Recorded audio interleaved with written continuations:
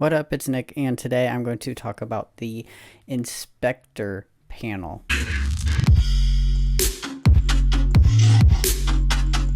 If you don't know what that is, pretty much it lets you control the clips, like your MIDI clips and audio clips inside of Bitwig Studio, and it's really cool actually. I use it a lot. It is an easy way to do faster things, and we're going to talk about that. It's helped me a lot, like the process of things, like it helps me speed through things a lot, and that's what I want to talk to you about today. So let's get right into it. If you like the video, like it, subscribe, and hit the bell to stay notified to see when I upload new videos. So let's go.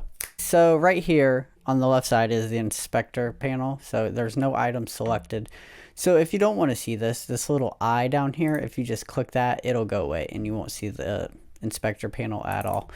And you won't have to deal with it. But I usually leave it open because I like having it. So what you do is you click this eye, and to get no item selected, you click off of it. To select the item, you just click on what you want to control. So right here is the instrument layer. It is a polymer. I was working on some sound. I'll let you listen to it. So if you click back on here, it does a lot. So let's go through the different things it does. If you click on a MIDI clip, you can control the MIDI clip. You can do the positioning, the length, the offset. You can loop it, and you can mute it and shuffle. Shuffling, I really don't ever use. Don't ever use. It's just always on. So I just leave it on. And then the seed right here. The seed is what I got from it.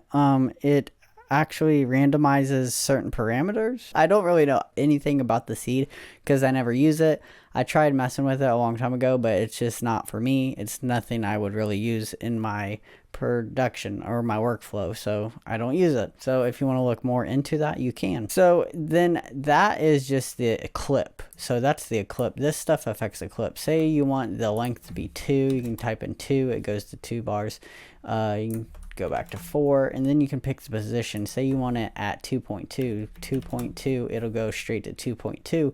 You won't have to mess with anything. Like usually people I know like just drag their clips where they want it, but say you I don't know, say you want it at a very certain point and you zoom in, you're zooming in all the way, and then you're like, man, I really want it to be like really in there.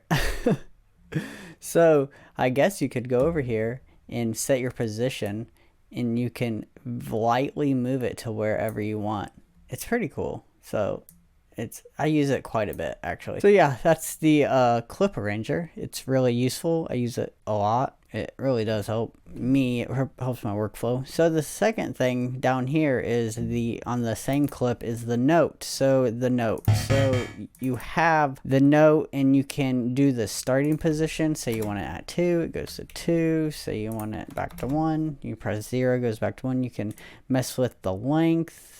You can pick how much you want it, how much you don't want it.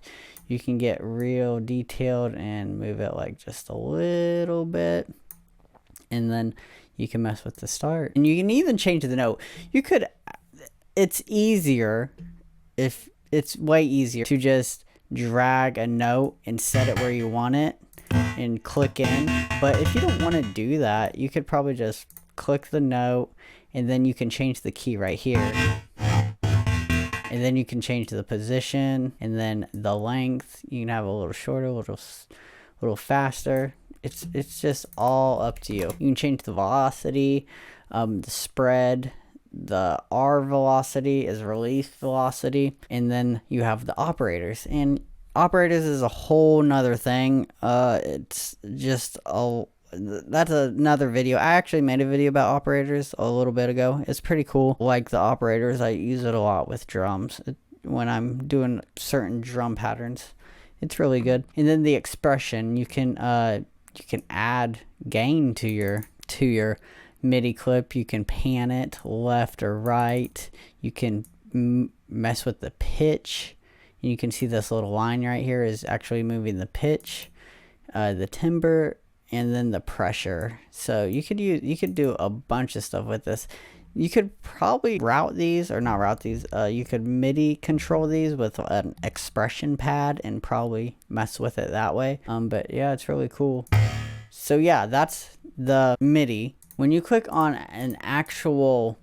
the actual clip itself, like the instrument layer, it tells you everything it's in that clip or the instrument. So the first thing you have is an instrument layer. So if you can see the instrument layer, and then it tells you what plugins you have. I have a distortion, I have an effects layer, and then a comb, and then a transient control, and then shaper box.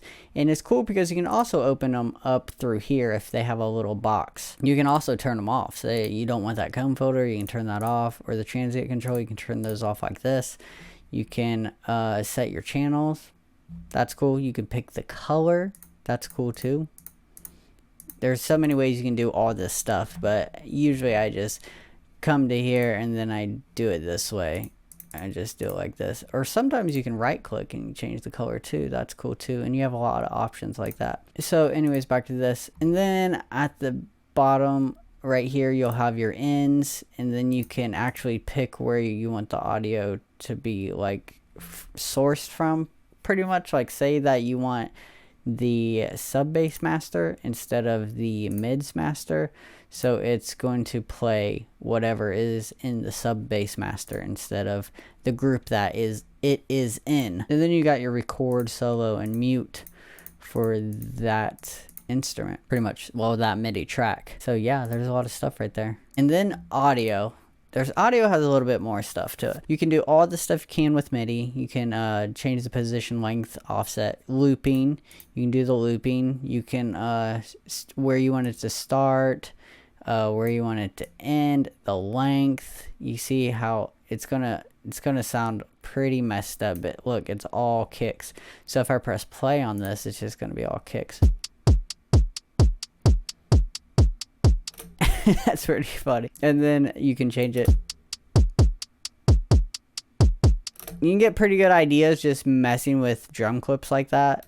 It's pretty fun actually. And then move it a little bit. Yeah, it's just fun to play with pretty much. This is, I pressed 0 thinking it would go back to normal, and I just made infinite kicks. Yeah, that's too much.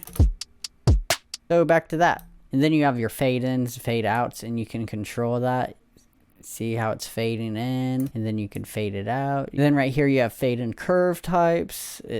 I just leave it standard. You can change this all in your options too. And then you can gain fades points. So if you have this, you can go up and down as much as you want. You can also mute the track. You can shuffle it, and then it also has the accents and the seed.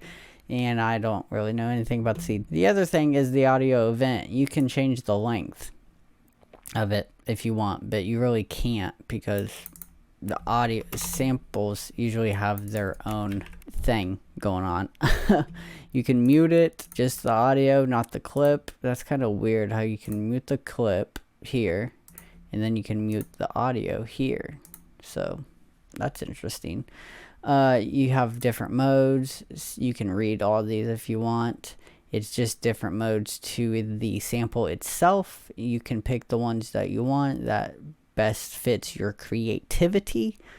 It's really interesting. I never really mess with any of these, but that is interesting.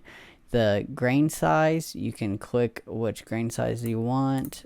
There's 3 options here, and your transients, you can click which ones you want or have them off.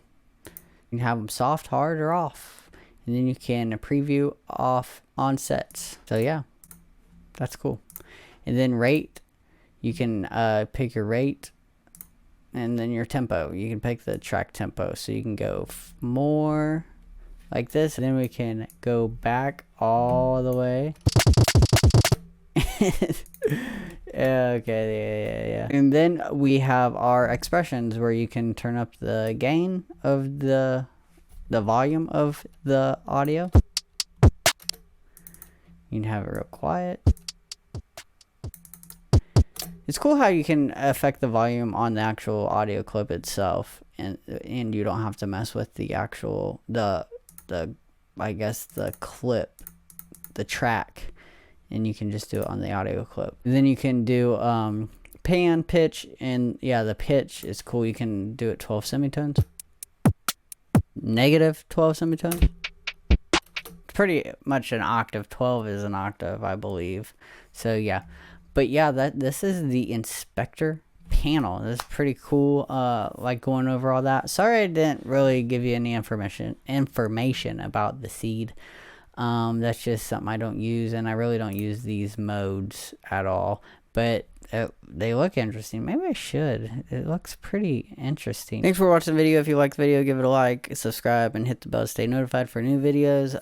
New music coming out, like always, 1 song a month. I'm going to try to start doing 2 songs a month, but you know, life gets crazy. I'm going to try to start making more videos a week too, but as 1 video a week for now, that's like the best I can do. But anyways, yeah, keep making music. If this was helpful, leave a like. If not, leave a comment. Tell me what I missed. That would help me, inform me. And tell me about these modes. These modes are pretty cool. But anyways, I'll catch you guys later. Peace, bye. See ya, bye.